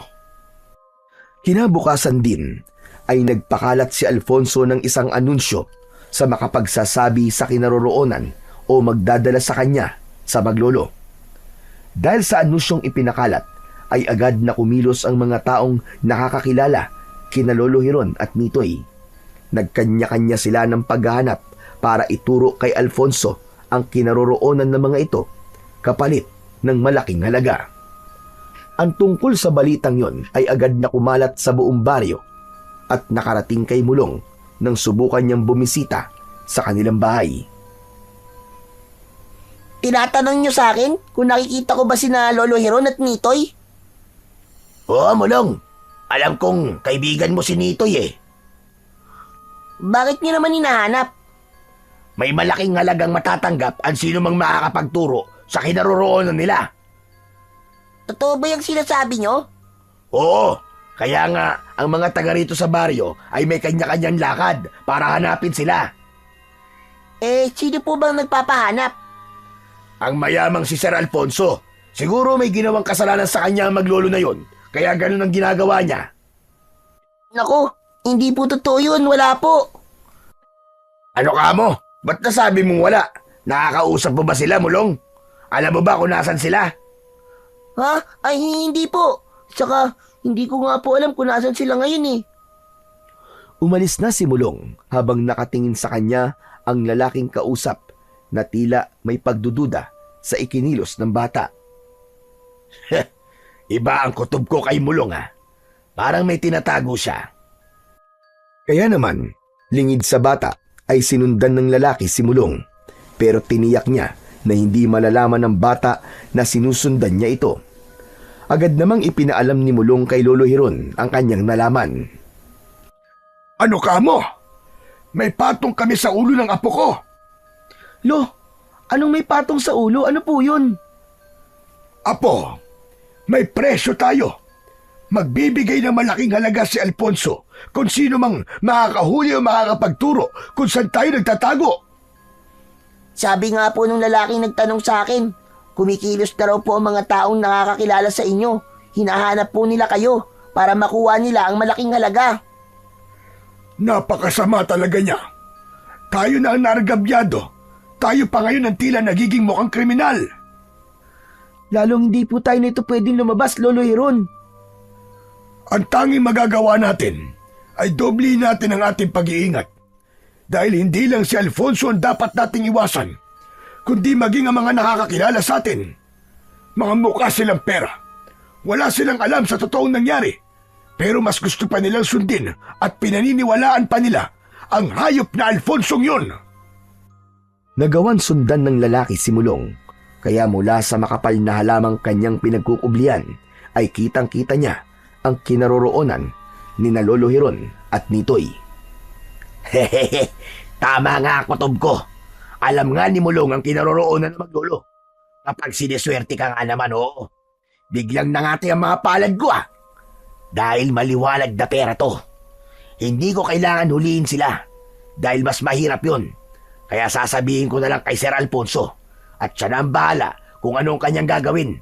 Ang mahalaga ay tiyak ko na kung saan matatagpuan ang taong hinahanap niya. Hindi nag-aksaya ng panahon ang lalaki, kundi ipinaalam niya kagad kay Alfonso ang kanyang natuklasan. Sigurado ka ba sa sinasabi mo? Oo, Sir Alfonso. 100%. Sigurado. Kitang-kita ng dalawa kong malalaking mga mata. Sabi ko na nga ba, hindi pa sila nakakalayo. Kaya nga po, mukhang may binabalak pa sila sa inyo Ang lakas ng loob nilang pagplanuhan pa ako. Sir Alfonso, gaya ng ipinangako nyo sa sino mang makakapagturo ng kinaroroonan nila Lolo Hiron, Pangako? Anong pangako? Oo, Sir Alfonso, huwag nyo sabing nakalimutan nyo na kagad. Pera ang ibig kong sabihin, ang malaking halaga na ipinangako nyo sa makapagbibigay sa inyo ng impormasyon, hindi po ba? Oo nga naman. May ipinangako nga pala ako. Siyempre, hindi ko yun nakakalimutan. Kating-kati na po ang palad kong maawakan ng perang yun, Sir Alfonso. Ganun ba? Sandali lang at kukunin ko. Babalikan kita. Huwag kang aalis dyan, ha? Saglit na tumalikod si Alfonso, subalit hindi ito gumalaw sa kanyang kinatatayuan. Biglang nagbago ang anyo nito at naging nakakatakot na halimaw saka biglang humarap sa lalaking bisita. Nako, Sir Alfonso, isa kayong aswang! Oo, at gusto kong patayin ka. Mukhang pera! Agad na dinakma ng aswang na si Alfonso ang lalaking kaharap. Maigpit na sinakal at saka kinagat ang leeg nito. Tumilamsik pa ang dugo ng lalaki nang bumaon ng kanyang pangil sa leeg. Nagkikikisay ang lalaki na tila hinahabol ang hininga. Saglit pa ay lupaypay na ito. Wala na ring buhay. Binitiwan na ni Alfonso at bumagsak sa sahig ng kanyang bahay. Masyado kayong madaling linlangin. Basta tungkol sa pera, nag-uunahan pa kayo. Hindi ako tanga para ibigay sa iyo ang aking pera. Mas gusto kong ibigay ang kamatayan. Yun ang nababagay sa iyo. Ngayon, alam ko na kung nasa na maglolo. Wala na silang kawala. Sila naman ngayon ang isusunod ko. Samantala, pagkaraang sabihin ni Mulong sa maglolo ang tungkol sa anunsyo na paghahanap sa kanila ni Alfonso kapalit ng halaga, ay hindi na mapakali si Lolo Hiron. Maging sa panaginip niya ay daladala niya ang pangamba. Lolo Hiron! Lolo Hiron, gising! Gumising po kayo! Lolo Hiron! Humihingal na nagising ang matandang lalaki. Nananaginip po kayo, Lolo Hiron! Oo, Nitoy. Napanaginipan ko ang hayop na si Alfonso. Ang aswang abwak? Ano po na panaginipan niyo, Lolo Hiron? Nalaman na niya itong pinagtataguan natin at sumugod siya rito. Ano?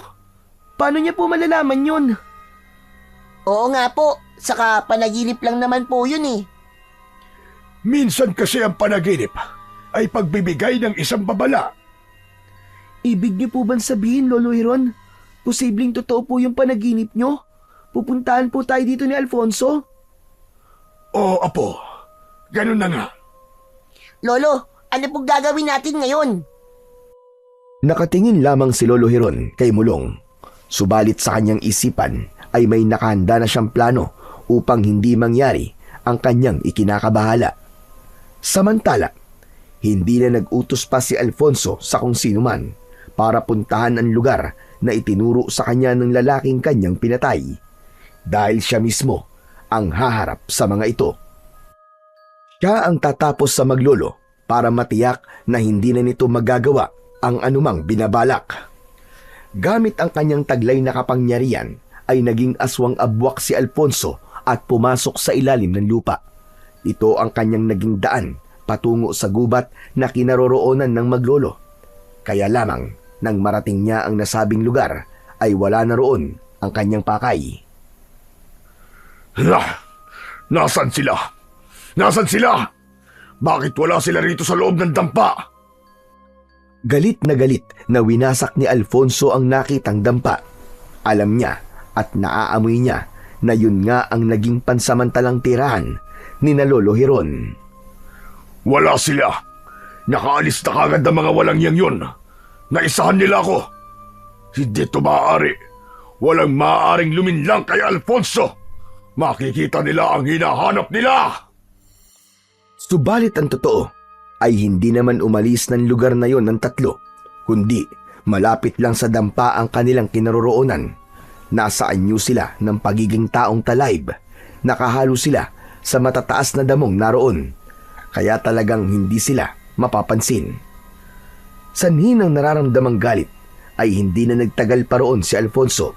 Umalis na rin ito, taglay ang matinding sama ng loob dahil minsan pa ay nabigo siya. Yun pa naman ang ayaw ng aswang na abwak, ang mabigo sa mga plano. Kaya lalo lamang nadagdagan ang kanyang galit sa maglolo. Nang matiyak naman ni Lolo Hiron na wala na si Alfonso, ay nagbalik na ang tatlo sa dating anyo. Wala na siya. Umalis na siya. Ang husay niyo po talaga, Lolo Hiron. Siyempre, lolo ko yata yan. At talagang magaling ang lolo ko. Huwag niyo na akong bulayin pa. Ang importante ngayon ay ligtas na tayo. Paano po kung bumalik po siya, Lolo Hiron? Hindi na babalik yun, Mulong. Dahil ang iisipin niya ay lumayo na tayo para hindi niya makita. Mukhang ayaw niya talaga tayong tigilan, Lolo Hiron, no? Dahil ang gusto niya ay tapusin tayo ng tuluyan. Alam na niya na tayo ang hadlang sa kanyang mga plano. Lolo, importanteng mapatay na po natin ang pinuno ng mga aswang na abwak para matigil na rin po ang paghasik nila ng lagim dito po sa baryo natin. Tama ka, Apo. Para wala nang mapahamak at magbuwis ng buhay. Ang hangarin na lipulin ni Lolo Hiron ang lipi ng mga aswang abwak ay totoong hindi madali. Lalo na't ang mga naturang kampon ng kadiliman ay may kakayahang pumasok sa ilalim ng lupa. May kakayahang makapagtago kapag nalalagay sila sa panganib. Kaya palaisipan sa kanya kung paano ba sila magtatagumpay na gawin ang kanilang misyon. Sa pagtulog ni Nitoy ng gabing yon ay nagkaroon muli siya ng isang panaginip. Sa panaginip niya'y narinig niya ang mahiwagang tinig na minsan ay nag-utos sa kanya para hukayin sa lupa ang ugat ng talayb. Klarong-klaro sa panaginip ni Nitoy ang kanilang dapat gawin upang magtagumpay sila. Gusto silang tulungan ng tinig dahil ang kanilang tanging hangad ay para sa katahimikan ng baryo. Ang matapos na ang kasamaan at hindi na lumakas pa ang puwersa ng mga aswang abwak na tuluyang makakasira ng kapayapaan. Nang magising si Nitoy ay agad niyang kinausap ang kanyang Lolo Hiron at ang kaibigang si Mulong upang gawin ang inuutos ng mahiwagang tinig sa kanyang panaginip. Ano ka mo? Magtatanim tayo ng mga talayb sa paligid ng balwarte ng mga aswang. Opo, Lolo Hiron, ganun nga po. Paano naman natin gagawin yun? Makikita nila tayo. Mulong, gagawin natin yun habang nasa anyo tayo ng pagiging taong talahib, kaya hindi nila tayo mapapansin. Dapat nating matamnan ng paligid ng kanilang baluarte. Maraming talahib ang kailangan natin. Oo, ganun na nga. Kaya pagtsatsagaan natin gawin yun. Kung yun lang ang tanging paraan, gawin natin. Tama po kayo, Lolo Hiron. Magtutulungan po tayo. Kung sa gagawin natin yon ay mauubos na po natin ang mga aswang na abwak. Nang sumunod na araw, ay agad nilang ginawa ang ibig mangyari ni Nitoy Ayon sa kanyang panaginip, pinagtiyagaan nila ang pagtatanim ng mga talahib. Ganun na lang ang pagtataka ng tatlo dahil sa maikling panahon lamang ng kanilang pagtatanim ay agad na lumago ang mga daon at lumaki ang mga puno ng talahib na kanilang itinanim. Napansin yun ng mga naninirahang aswang abwak sa baluarte, kaya lamang binaliwala nila, lalo na't para sa kanila ay mga damo lamang yon. Makakatulong pa nga ang mga damo upang makapagkubli sa mga tao ang kanilang binuong pamayanan. Nasimulan na ng grupo ni Lolo Hiron ang kanilang plano. Ngayon naman ay kailangan manatili si Alfonso sa loob ng baluarte upang magkaroon ng katuparan ang ibig nilang mangyari. Isang aswang abwak ang ginawang bihag ni Lolo Hiron at itinali niya ito sa gitna ng lupain ng mga aswang. Nalaman yon ni Alfonso kaya galit na pinuntahan ng lugar. Tinipon niya ang lahat ng mga aswang abwak na naroon upang pulungin ang mga ito. Sapagkat hindi niya gusto ang nangyari, paanong ang baluarte ay napasok ng kung sino mang nilalang at nagawang bihagin at igapos ang isa sa kanilang mga kalahi. Isang kapabayaan ang ginawa nyo. Hinahayaan niyong napapasok ng ibang nilalang ang loob ng baluarte. Magiging panganib yung para sa atin. Lalo na, katulad yung mga kauri ko. Dahil posibleng may gawing hindi maganda ang nilalang na nakapasok dito. Kaya ayoko nang mauulit pa ang pangyayaring ito. Samantala, habang nagpupulong ang mga aswang abwak na pinamumunuan ni Alfonso, ay naglagay na ng mga tuyong dayami sa paligid ng baluarte sina Lolo Hiron. Natapos nyo man lagyan lahat ng lugar na posibleng maging daan palabas? Opo, Lolo Hiron, tapos na po. Pero sabi nyo nga po, Lolo Hiron, may kakayahang pumasok sa ilalim ng lupa ang mga aswang abwak, di po ba? Oh, ganun nga. Pero ang mga ugat ng damong talahib ang hahadlang sa kanila. Hindi nila magagawang makaalis, kaya mananatili lang sila sa loob ng baluarte. Ayos naman pala, Lolo Hiron, kung ganun. Napag-isipan na ni Lolo Hiron ang lahat mulong, kaya huwag ka mag-alala. Ang astig talaga ni Lolo Hiron, no? Mamaya lamang ay magbibigay ako ng hudyat para sindihan ang mga dayaming ikinalat natin. Ang apoy mula sa dayami ang tutupok sa mga aswang at lilipol sa kanila. Sige po, Lolo Hiron, handang-handa na po ako. Basta tiyakin nyo lamang na mananatili kayo sa inyo ng pagiging taon talahib para hindi pa rin sila makahalata at maging ligtas tayo sa ating gagawin. Opo, Lolo. Humanda na kayo. Pagkabigay ko ng hudyat, ay agad nating sisindihan ng mga tuyong dayami na nakapaligid sa baluarte, lalo na sa mga daanan nila. Takot sila sa apoy, kaya hindi sila makakalapit at matataranta ang mga aswang abwak. Sa gitna ng baluarte, kung saan ay patuloy na kinakausap ni Alfonso ang kanyang mga kauri, ay matamang nakikinig pa rin ang mga aswang abwak. Dahil kailangang wag na silang magkamali sapagkat may parusa mula kay Alfonso ang mahuhuling nagpapabaya at hindi nakikinig sa kanyang mga utos. Kapag nalaman ko na merong hindi ako sinusunod, isa lang ang hatol ko sa kanila. Kamatayan. At wala nang bahagi sa ating lahi. Hindi ako bumuo ng grupo para lamang suwayin ako. Ako ang inyong pinuno na dapat igalang at sundin. Nagkakaintindihan ba tayo? Sabay-sabay na sumagot ang mga aswang abwak bilang pagsang-ayon kay Alfonso. Pagkatapos ng kanilang pagtitipon, ay hindi papayag si Alfonso na walang konting kasayang magaganap. Magkakaroon sila ng konting salo-salo. Kapag nagsimula na ang salo-salo, ay yun ang pagkakataong hinihintay ni Lolo Hiron upang simulan ang pagsunog sa mga dayami na lilipol sa mga aswang abwak. Ganap nang natapos ang pagpupulong at inilabas na ang mga sariwang karne ng hayop na pagsasaluhan nila. Maging ang mga alak na hinaluan ng sariwang dugo ng hayop ay inilabas na rin. Lolo Hiron, nagsisimula na po ang kainan nila. Nakita kong sagana rin sila sa alak, kaya mas mainam kung hihintay nating malasing sila nito'y.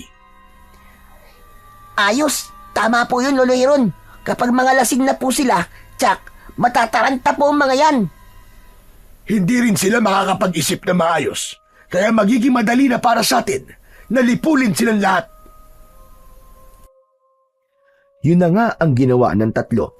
Naghintay na lamang sila hanggang ganap na malasing ang mga aswang abwak na nagkakasiyahan.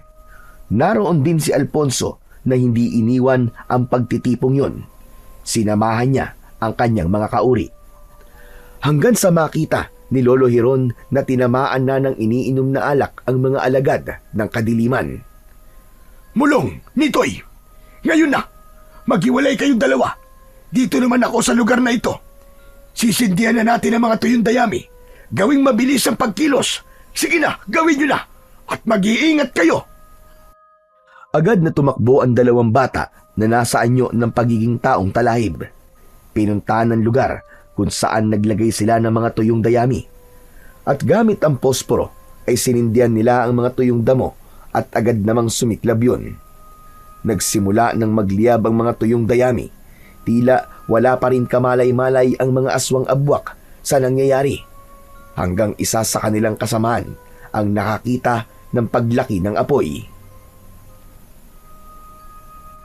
Biglang natulala ang tumingin sa lugar na pinagmumulan ng sunog ng mga kampon ng dilim. Subalit gano'n na lamang ang gulat nila nang mabilis na gumapang ang apoy at sinasakop nito ang kabuuan ng baluarte na kinaroroonan nila. Anong nangyayari? Bakit mayroong sunog? Patayin niyo ang apoy! Bilisan niyo!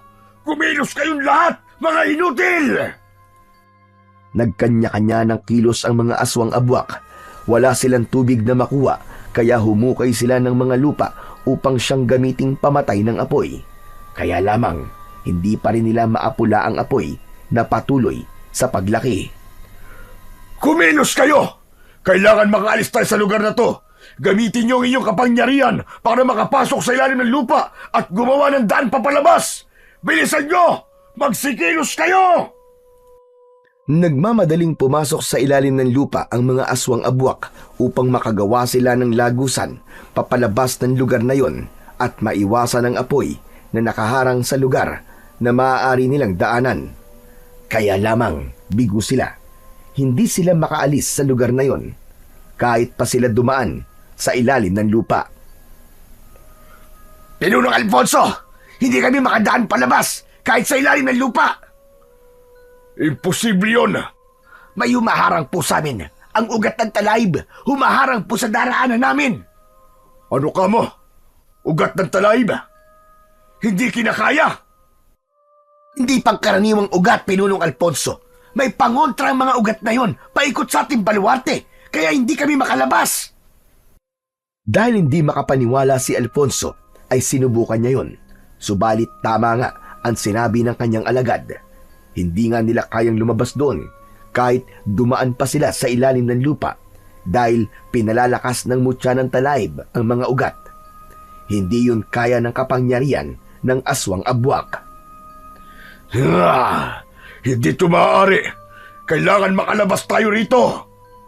Pinuno, palaki na ng palaki ang apoy. Patuloy nang gumapang ang apoy at nasasakop na nito ang kabuuan ng baluarte. Hindi magawang makatakas ng mga aswang abwak. Isa-isa na rin silang kinakain ng apoy, kaya tanging ang kanilang sigawan ang maririnig. Nagpipilit namang gumawa ng paraan si Alfonso. Naging isa itong ibong uwak upang makalipad ng mataas at makatakas. Subalit lumakas pa ang apoy at bago pa nakalipad papalayo si Alfonso na nasaan yung uwak ay nasunog ang kanyang mga pakpak. Nahirapan siyang ikampay yun kaya bumagsak at ganap ng natupok ng apoy.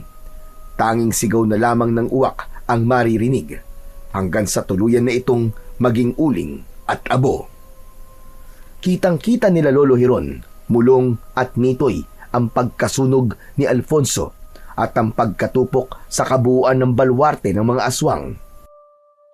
Ang lugar na yon na dating taniman ng mais ni Paing na ama ni Nitoy ay muling nasunog. Subalit sa pagkakataong yun ay ang mga aswang abwak na naroroon kasama ang kanilang masamang lider na si Alfonso. Dahil sa pangyayaring yun, ay nabigyan ng katarungan ang sinapit ni Mariana, ni Paing at ng mga magulang ni Mulong. Wala na ang mga aswang na nagpagulo at nagdala ng lagim sa baryo. Maging ang sakim nilang pinuno ay natapos na rin at nilamon ng apoy. Tila naibsan ang bigat na daladala ni Lolo Hiron dahil wala na ang mga nilalang na nagpahirap sa kanila. Makakapagsimula na sila ng bagong buhay na walang anumang kinatatakutan. Samantala, sa panaginip ay muling nakausap ni Nitoy ang mahiwagang tinig.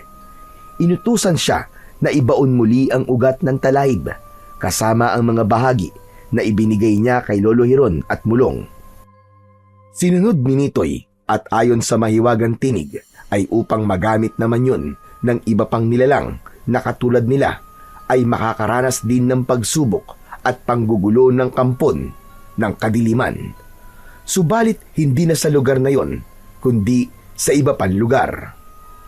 Ipinagpasalamat na lamang ni Nitoy ang ginawang pagtulong at pagtitiwala sa kanya ng mahiwagang tinig para bigyan ng kalutasan ang problema at pagsubok na kanilang pinagdaanan. Tapos na ang lahat. Tapos na ang dilim sa kanilang buhay ni Lolo Hiron. Handa na silang harapin ang liwanag na naghihintay. Madalas puno ng pagsubok at kadiliman ang buhay ng tao. Hindi tayo dapat panghinaan ng loob, kundi maging malakas sa hamon ng ating buhay dahil laging may paraan upang ito ay malagpasan. Isipin natin na laging may tutulong at gagawa ng paraan ang may kapal upang ito ay ating malagpasan.